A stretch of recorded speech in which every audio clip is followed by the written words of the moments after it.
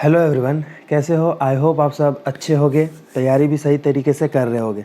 तो आज का जो वीडियो है आर्टिकल 1 के बारे में, जान लीजिए आर्टिकल 1 है क्या, क्योंकि आपको आर्टिकल के बारे में नॉलेज होना चाहिए। और जैसे कि आप सभी जानते होंगे कि कॉन्स्टिट्यूशन जो है, बहुत कोई आर्टिकल के नाम से डर जाते हैं कि आर्टिकल ऐसा क्या है, बहुत बड़ा चीज़ है। ऐसा कुछ नहीं है दोस्तों। अगर आप तोड़ तोड़ कर पढ़ो आर्टिकल 1 के बारे में, 2, 3, 4, तो धीरे धीरे कहीं ना कहीं आपको कुछ कुछ समझ में आने लगेगा। और जब रेगुलर बेसिस पे आप ये चीज़ पढ़ने लगोगे, क्वेश्चंस को टैकल करने लगोगे, तो फिर आर्टिकल आपके लिए आसान हो जाएगा। वही मैं चाहता हूँ आप सभी करें। तो इसीलिए हर वीडियो में एक आर्टिकल के बारे में बात करूँगा, या फिर वो डेली बेसिस पे चले या फिर एक दिन छोड़कर आए वीडियो, ठीक है। तो जैसे कि आज का वीडियो आर्टिकल 1 के बारे में है, तो इस वीडियो को ज़रूर लास्ट तक देखिएगा। यहाँ पे हम बात करने वाले आर्टिकल बेसिकली था क्या, आर्टिकल 1 क्या था, फिर आर्टिकल 2 के बारे में बात करेंगे, और जितने भी टर्म डिस्कस किए हुए हैं, लिखे हुए हैं, उसके बारे में हम बात करेंगे, ताकि आपको अच्छे खासी नॉलेज हो जाए। तो अगर हम बात करें आर्टिकल 1, तो आर्टिकल 1 डिस्क्राइब करता है ना कि इंडिया दैट इज़ भारत, ये मेंशन है आर्टिकल में, मतलब कि कॉन्स्टिट्यूशन में ये मेंशन है कि जो इंडिया है ना, उसको हम भारत भी कहते हैं। जब ये कॉन्स्टिट्यूएंट असेंबली हुआ था, वहाँ पे ये डिस्कशन हो रहा था कि इंडिया नाम रखें या भारत नाम रखें। तो इंडिया जो है वो मॉडर्न से हो जाता था, बट भारत ट्रेडिशनल नाम रख सब सोचते थे कि ट्रेडिशनल नाम ही रहना चाहिए। फिर बहुत कोई ने बोला नहीं, इंडिया रखो, मॉडर्न है। बट दोस्तों ऐसा ये कन्फ्यूज़न चलता रहा, तो फिर इसको इंडिया ही बोल दिया, दैट इज़ भारत, मतलब कि दोनों ही नाम मेंशन है, ठीक है। अब देखिए ये जो बोला है कि India that is Bharat as a union of state, उसको यूनियन ऑफ स्टेट कहा गया है, ना कि फेडरेशन ऑफ स्टेट। अब दोस्तों ये फेडरेशन ऑफ स्टेट क्या होता है, तो आइए बात करते हैं फेडरेशन ऑफ स्टेट क्या होता है। तो दोस्तों अगर हम बात करें फेडरेशन ऑफ स्टेट का, तो जैसे कि हम आपको एक एग्जांपल देते हैं कि जब यूएसए का जो बना, ठीक है, यूएसए जो कंट्री है, तो जब यूएसए बना था, तब यूएसए की अलग अलग कॉन्स्टिट्यूएंट यूनिट आपस में बात करके या समझौता करके अपने आप को एक बना लिया। तो इसी को हम फेडरेशन कहते हैं। फेडरेशन का मतलब ये है कि छोटी छोटी राज्य जुड़कर एक देश का निर्माण करें, ठीक है, छोटे छोटे राज्य एक देश का निर्माण करें, उसको हम बोलते हैं क्या, उसको हम बोलते हैं फेडरल, ठीक है, उसको हम क्या बोलते हैं, फेडरल।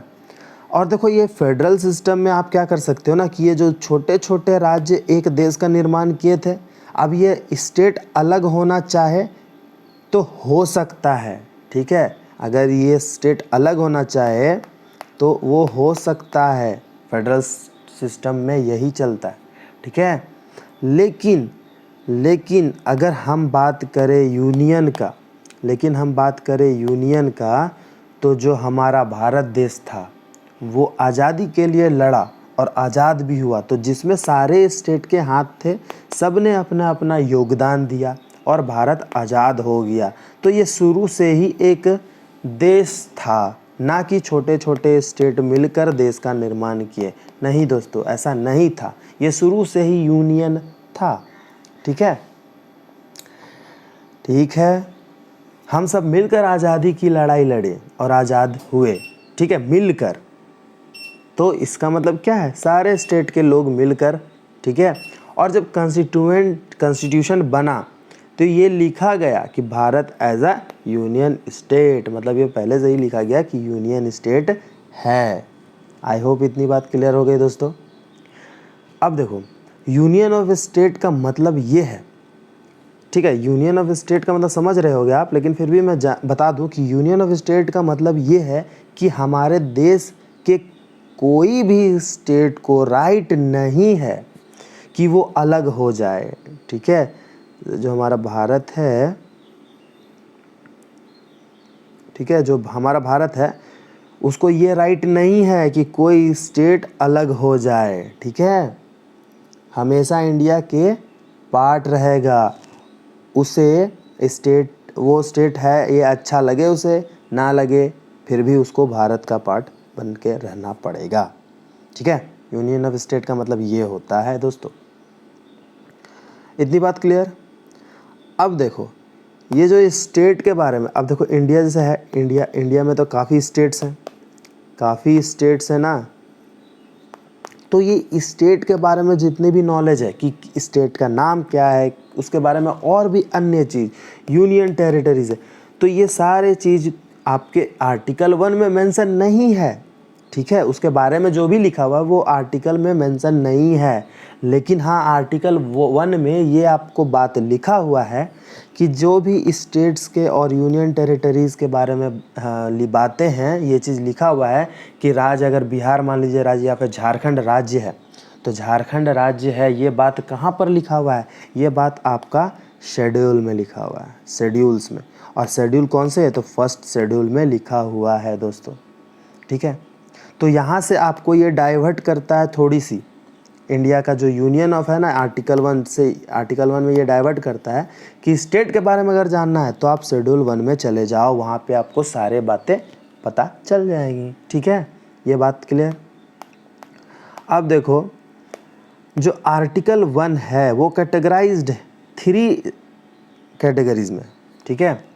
जैसे देखो आपको ये पता होगा, टेरिटरी ऑफ द स्टेट, ठीक है, यूनियन टेरिटरी, और territories that may be acquired by the government of India at any time. But ऐसा सिचुएशन नहीं आया, इसका मतलब होता है अर्जित क्षेत्र, ठीक है, अर्जित क्षेत्र, जो कि अभी भारत के पास नहीं है, 0 है। लेकिन स्टेट का बात करें 28 है, और यूनियन टेरिटरी कितना है दोस्तों, 8, ठीक है, 8 है। तो आई होप आपको आर्टिकल 1 के बारे में इतनी जानकारी हो गई होगी। और मैं आपको एक बात बता देता हूँ कि जितनी बातें मैंने यहाँ पे बोला, इससे बाहर आपसे नहीं पूछता है एग्ज़ाम में, और इतनी नॉलेज अगर आपको है आर्टिकल 1 के बारे में तो that is more than enough. I hope ये वीडियो अच्छा लगा हो। इसी तरह वीडियो पाने के लिए मिलते हैं फिर से, तब तक के लिए बाय, जय हिंद।